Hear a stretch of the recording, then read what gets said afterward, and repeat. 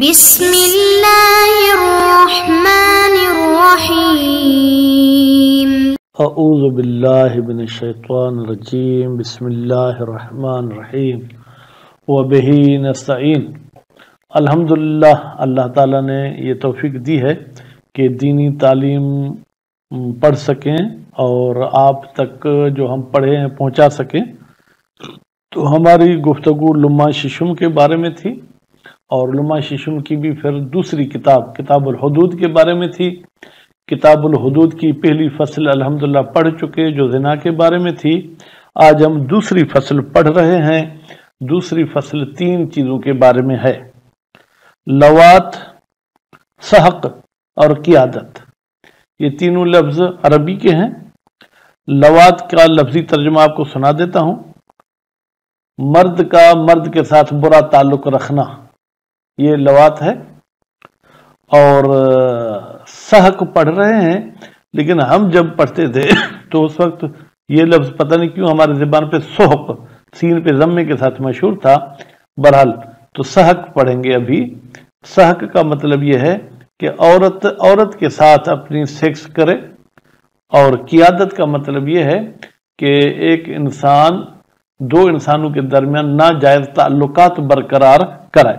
یہ تینوں کے تینوں حرام کام ہیں، اور ان تینوں پر سزائیں ہیں۔ البتہ سزا جو ہے کیا وہ مختلف ہے، تو ہم ان کی سزائیں تو زیادہ عبارت میں پڑھیں گے، لیکن ان کے نام کے حوالے سے تھوڑا بہت کہ لواط کو لواط کیوں کہتے ہیں، سحق کو سحق کیوں کہتے ہیں۔ کہتے ہیں لواط جو ہے یہ اصل میں حضرت لوط علیہ السلام کی قوم نے یہ کام شروع کیا تھا، تو حضرت لوط کے نام سے گویا کہ اس فعل کو لواط کہا گیا۔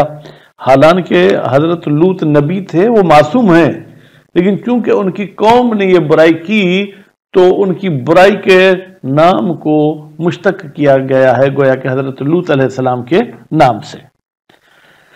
یہ کیسے ان کی قوم نے برا کام شروع کیا تھا، یہ میں نے کہیں سوشل میڈیا پہ یا کہیں پر دیکھا تھا کہ اصل جس علاقے میں حضرت لوط علیہ السلام اور ان کی قوم رہتی تھی، اس علاقے میں جو ہے وہ کافی علاقہ آباد تھا۔ مختلف شہروں کے لوگ بھی وہاں تجارت کے لیے آیا کرتے تھے، تو وہاں کے لوگوں نے کہا کہ یہ دوسرے علاقے سے لوگ آتے ہیں اور کما کر جاتے ہیں، ان کا کسی طریقے سے راستہ بند کیا جائے۔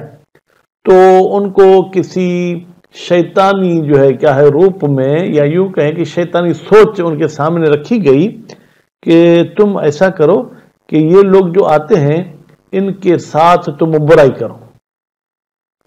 تو ان کو تو پتہ ہی نہیں تھا کہ یہ برائی کیسے ہوتی ہے۔ پھر وہ اس کلپ میں یہ دکھایا گیا کہ پھر دوسرے دن وہ شیطان ایک خوبصورت لڑکے کی صورت میں آ گیا، اور اس نے ان کو سکھایا کیسے کیا جاتا ہے، یعنی خود مفعول بنا اور وہ لوگ جو ہے فاعل بنے۔ تو اس طریقے سے پھر انہوں نے یہ کام شروع کیا، تو اس سے جو بیچارے پردیسی آتے تھے انہوں نے بھی آنا بند کر دیا، لیکن پھر ان کو یہ ایسی عادت پڑ گئی کہ یہ پھر آپس میں بھی مرد کے ساتھ شروع ہو گئے، حتیٰ کہ عورتوں کے نزدیک بھی کم جانے لگے۔ اور یہ قرآن مجید میں بھی قصہ موجود ہے کہ حضرت لوط علیہ السلام ان کو روکتے رہے، حتیٰ کہ حضرت لوط علیہ السلام نے ان کو کہا کہ یہ عورتیں تمہارے لیے پاک و پاکیزہ ہن اطہرو، یعنی یہ تم لڑکوں کو چھوڑو، لڑکیوں کے ساتھ شادیاں وغیرہ کرو، تو بھی انہوں نے یہ بات نہیں مانی۔ پھر وہ اللہ تعالیٰ نے پھر 2 فرشتے بھیجے اور وہ حضرت لوط علیہ السلام کے پاس آئے، تو حضرت لوط علیہ السلام گویا کہ اپنی قوم سے وہ پریشان تھے کہ کہیں ان کی قوم ان 2 فرشتے جو لڑکوں کی صورت میں آئے تھے ان کے پاس بھی نہ آ جائے۔ تو حضرت لوط علیہ السلام کی پریشانی دیکھ کے انہوں نے کہا گھبرائے نہیں، ہم اللہ کی طرف سے فرشتے آئے ہیں اور اس قوم پر جو ہے وہ عذاب نازل ہوگا۔ تو پھر اس قوم پر وہ عذاب نازل ہوا۔ خیر یہ تو تاریخی بات تھی یا قرآن مجید کا قصہ تھا۔ اب ان کی سزا کیا ہے، اور یہ عورتیں اگر آپس میں کرتی ہیں تو ان کی سزا کیا ہے؟ کہیں پر قتل ہے، کہیں پر جو ہے کیا ہے کوڑے ہیں، تو یہ انشاءاللہ ہم عبارت میں پڑھیں گے۔ دوسری فصل پھر لواط کے بارے میں ہے، وہ سحق کے بارے میں ہے، اور جو ہے وہ قیادت کے بارے میں ہے۔ خوب اب چلتے ہیں پہلے بحث کی طرف۔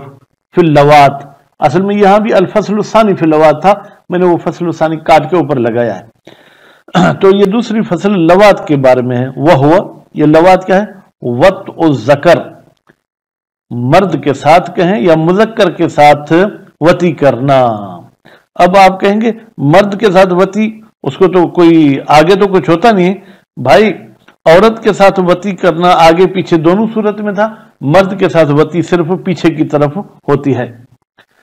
وَإِشْتِقَاقُهُ، اس لفظ لوات کو بنایا گیا ہے من فعل قوم لوط علیہ السلام۔ علیہ کا ضمیر میں صرف حضرت لوط کی طرف پلٹاتا ہوں، حضرت لوط علیہ السلام کی قوم یہ فعل کرتی تھی، اس لیے اس کام کو لوات کہا گیا ہے۔ سحق، اور یہ جو ہے کیا ہے، اس میں دوسری بحث سحق کی بھی ہے۔ سحق کو کیسے کر کے پڑھیں؟ فرماتے ہیں کہ سحق کو جو ہے کیا ہے فتح کے ساتھ پڑھیں تو بہتر ہے۔ وہ ہوا، یہ سحق کیا ہوتا ہے؟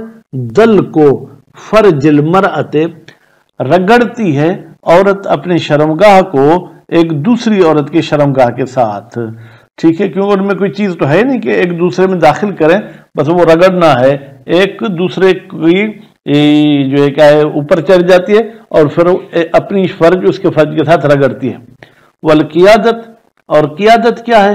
وسیاتی، اور انقریب آئے گا، انہا، بتحقیق یہ قیادت، الجمع، یہ جمع کرنا، بین فاعلی ہذہ الفواحش، ان برائیوں کو انجام دینے والوں کو جمع کرنا، کرنے والا یا کرنا، یہ قیادت ہے۔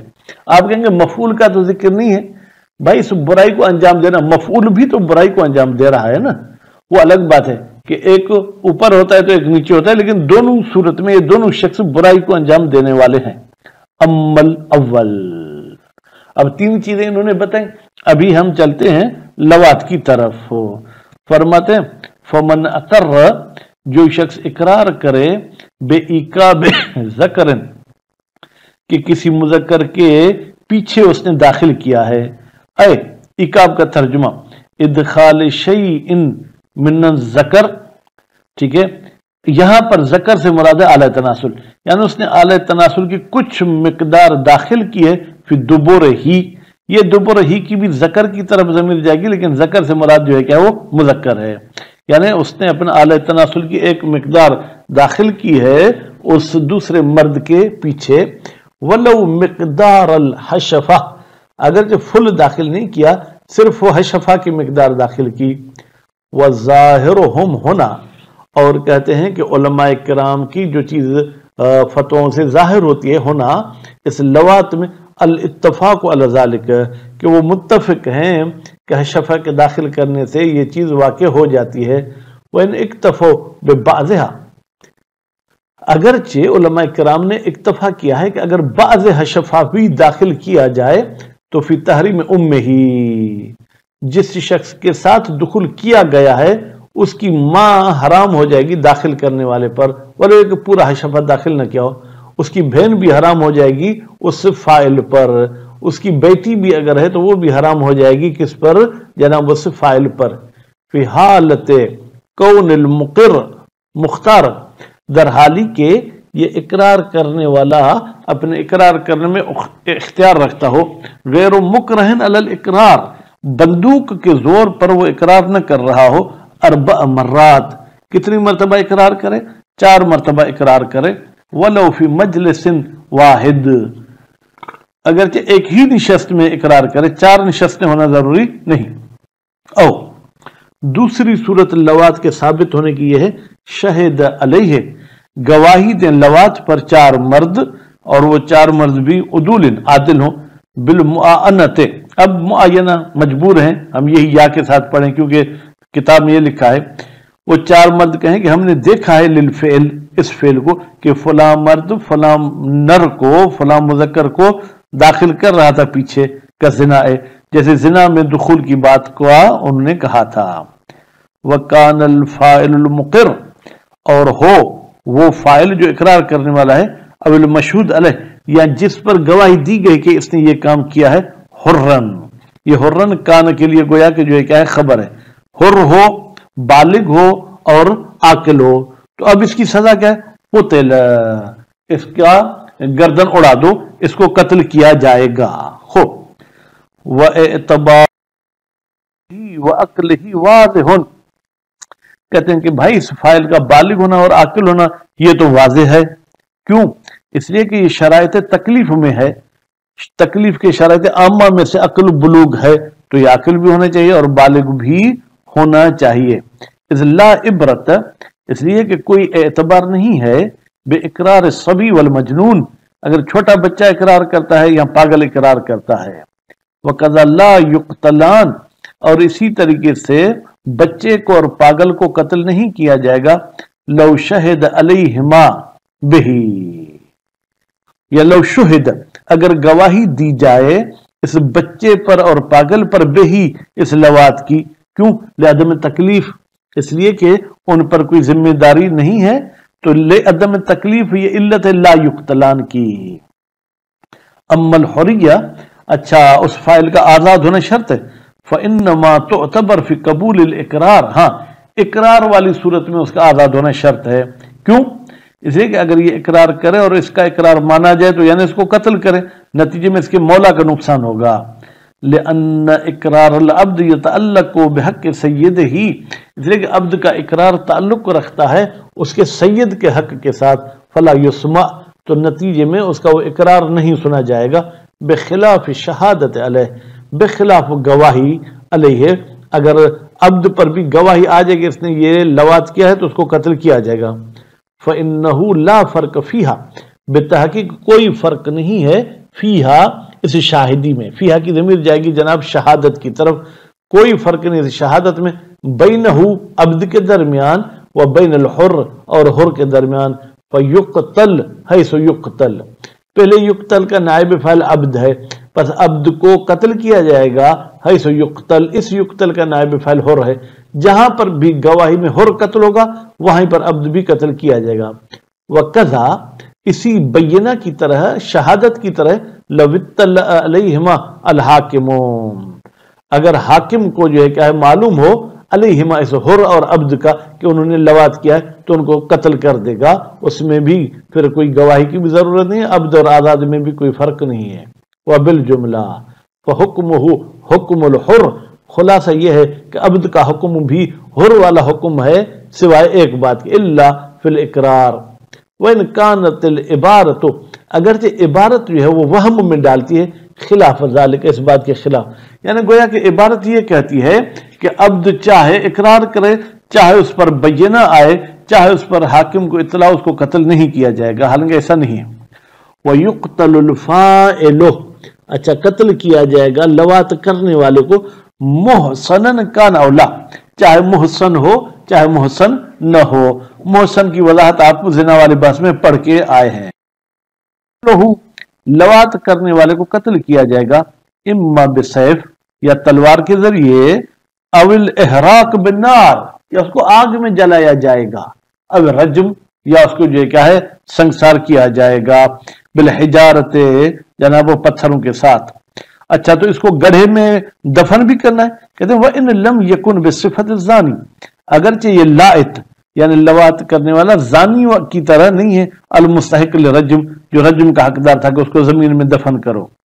او بِإِلْقَاءِ جِدَارٍ عَلَيْهِ، یہ چوتھی سزا، یا اس کے اوپر کوئی دیوار گرا دو، یا یوں کرو کہ اس کو ایک دیوار کے اوپر لے جاؤ، بِإِلْقَاءِ، اس لواط کرنے والے کو پھینک دو، من شاہکن، بلندی سے، کہ جدار رفیع، مثلا ایک بہت بڑا کوئی قلعہ ہے، کوئی ایسی دیوار ہے، یقتل مثلہ، جس میں عام طور پر اگر کسی کو پھینکا جائے تو وہ قتل ہو جائے گا. وَيَجُوزُ الْجَمْعُ بَيْنَ اثْنَيْنِ مِنْهَا، اور جائز ہے کہ جناب ان سزاؤں میں سے دو کے درمیان جو ہے کہ وہ جمع کیا جائے، یعنی دو سزائیں دی جائیں. من هذه الخمسة، 5 سزائیں انہوں نے بتائیں. 5 سزائیں کون سی میرے بھائی؟ اگر آپ ذہن میں رکھنا چاہیں تو پہلے یہ کہ اسے قتل کیا جائے، دوسری یہ کہ اسے جلایا جائے، تیسری یہ کہ رجم، چوتھی یہ کہ اس کے اوپر دیوار گرائی جائے، اور پانچویں یہ کہ اس کو دیوار کے اوپر سے گرایا جائے. بحیث یکون احدہما الحریق، اس طریقے سے کہ ان 5 میں سے ایک یہ ہے کہ اس کو جلائیں، والآخر احد الاربعہ، اور ان 4 میں سے کوئی ایک کریں. مثلا बन युक्तल बिसैफ, इसको तलवार के साथ कत्ल किया जाए, अब रज्म या इसको पत्थरों के साथ मारा जाए, अब रम ये बेही या इसको जो है क्या है जनाब दीवार के ऊपर से फेंका जाए, और अलह या इस पर दीवार फेंकी जाए, सुम युहरक फिर इसको जलाया जाए। क्यों? ज़ियादतन फिर रद ए, ताकि इस काम की ज्यादा पाबंदी लगा सके दूसरों पर भी, दूसरे भी आइंदा इस किस्म का कोई ऐसा काम नहीं करें। ये तो फाइल की सजा थी। अगले दर्स में इंशाअल्लाह हम मफऊल की सजा पढ़ेंगे। वसल्लल्लाहु अला मुहम्मद व आले मुहम्मद।